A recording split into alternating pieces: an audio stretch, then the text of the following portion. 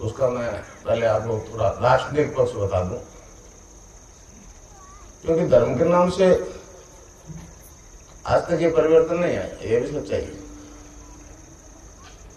अब धर्मगुरु के माध्यम से अगर असाध्य रोग ठीक होते हैं तो दुनिया तो विज्ञान वाले तो आश्चर्य करेंगे ही करेंगे।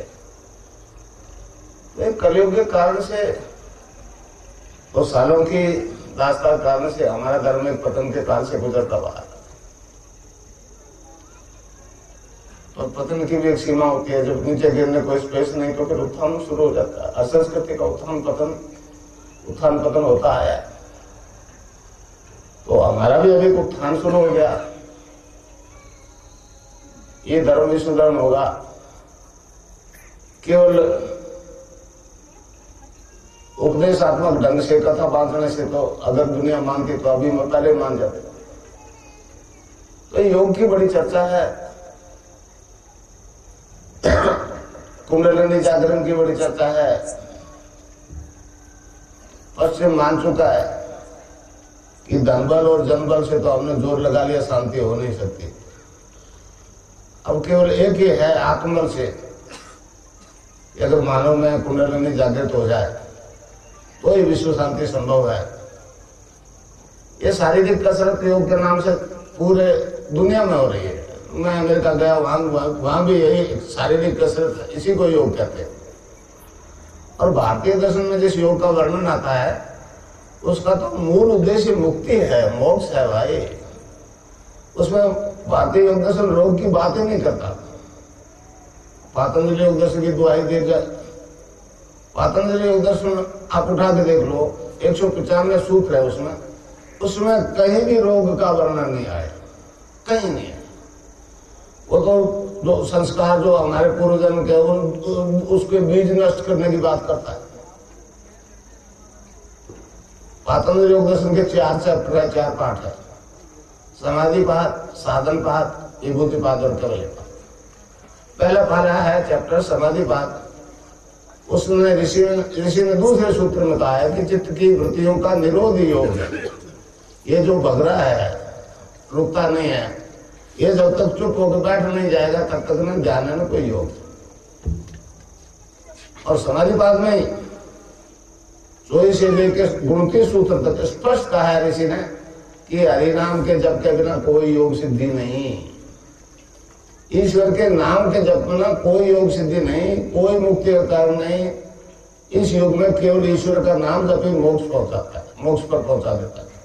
अब मोक्ष तक विकसित जब आदमी होता है तो उसके सारे जब तक कष्ट दूर नहीं होते तब तक मुक्ति नहीं हो सकती। तो ये एक ऐसा विचार वो मतलब ज्ञान जो प्रकट हो रहा है मेरे जैसे एक साधारण आदमी के माध्यम से।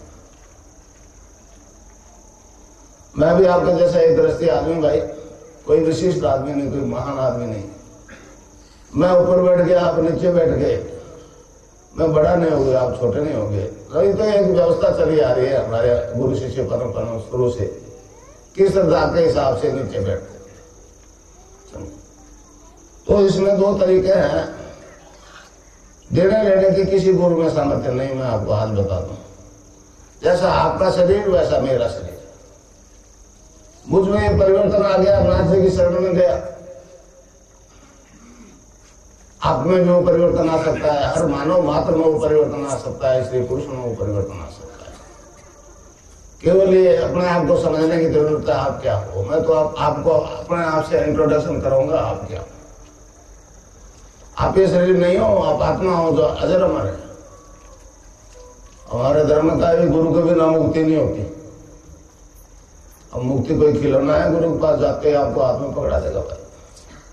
वो तो एक रास्ता बताता है कि ये मंजिल तक पहुंचने के लिए रास्ता है, और वो केवल एक ही है, नाम जप। गोस्वामी तुलसीदास जी ने कहा है कलयुग केवल नाम आधार, सुमर सुमर नर करी पारा।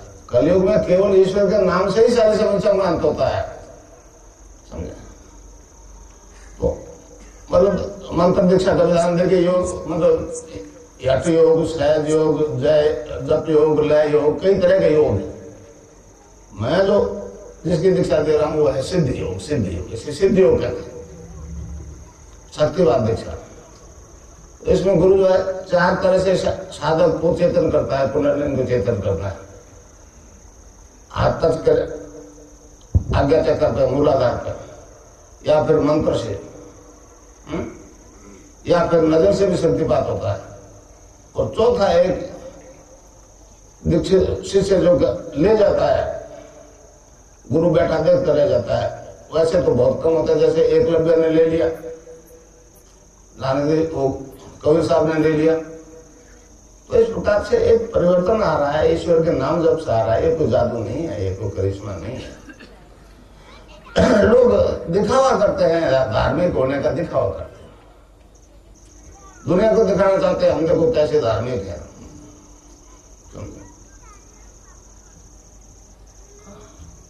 अब मैं कई लोग कह देता हूं, हमें कोई पूछे क्या किस जाति किस धर्म को कॉलेज हिंदू है, फिर कोई पूछ ले कि हिंदू क्या होता है। यूरोप में कई मतलब वहां के जिज्ञासु लोग पूछते हैं व्हाट इज हिंदुइज्म, तो फिर वही वो घंटी बज रही है। मैं कहता हूं पूर्ण मनुष्य का मतलब ही हिंदू है, चाहे वो कोई जाति का है, कोई धर्म का है। हिंदू धर्म मनुष्य के पूर्णता की बात करता है। वैसे अरविंद ने एक जगह लिखा है कि man is a transitional being, he is not final but he will be. तो मनुष्य परिवर्तनशील प्राणी है, उसको निरंतर परिवर्तन आ रहा है और वो पूर्णता प्राप्त करेगा। नरसिंह की भविष्यवाणी है, आगामी मानव जाति दिव्य शरीर धारण करेगी, डिवाइन फॉर्म में बदल जाएगी। इससे विज्ञान बहुत परेशान है, पर एड्स और कैंसर ठीक हो रहा है। इसका पहले जवाब क्या है हमारे पास? तो मैं जो आपको, इसमें 2 ही तरीके हैं भैया, नाम जप और ध्यान। पहला तो नाम जप, जो गुरु देता है उसको निरंतर जपना होता है, रामदेव किलो।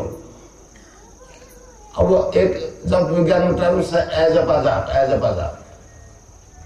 भाई आपके अंदर जो बैठा है वो जपना शुरू कर देगा। रैदास के एक भजन से स्पष्ट होता है एजपा क्या है। रैदास के गुरु ने बताया कि बेटा नाम जपो, तो जपना लेके बेचारा अब वो बंद ही नहीं हुए। तो रैदास जी परेशान हो गए, वो कहने लगे अब कैसे छूटे, नाम रट लगे, अब कैसे छूटे, नाम रट लगे। इस प्रकार आप जो बीमार है, कैंसर है, एड्स है, कोई भी ऐसा रोग है, ठीक हो रहा है, समझे। महर्षि अरविंद ने कहा है कि इस देश का उद्धार 2 मंत्र करेंगे। पहला मंत्र वंदे मातरम, 1906 में प्रकट हो गया। आज भी वंदे मातरम नहीं बोलने दिया जा रहा है, ये बात फैक्ट है। और दूसरे के लिए कहा है वो संजीवनी मंत्र होगा। मैं जो दिक्कत दे रहा हूं वो संजीवनी मंत्र है। मैं आपको इसलिए बता रहा हूं कि संजीवनी मंत्र है क्या। आफ्टर लक्ष्मण के तीर लगा, सत्य का तो बेहोश हो गए, मूर्छित हो गए। हनुमान जी लाए संजीवनी बूटी, उससे वो होश में आ गए, चेतना में आ गए। अगर मर जाते तो संजीवनी काम नहीं करता। तो आपको चाहे एड्स है, कैंसर है, हेपेटाइटिस बी है, ब्लड प्रेशर है, कुछ भी है, मेडिकल साइंस ने असाध्य कह दिया है, ये मंत्र आपने सुन लिया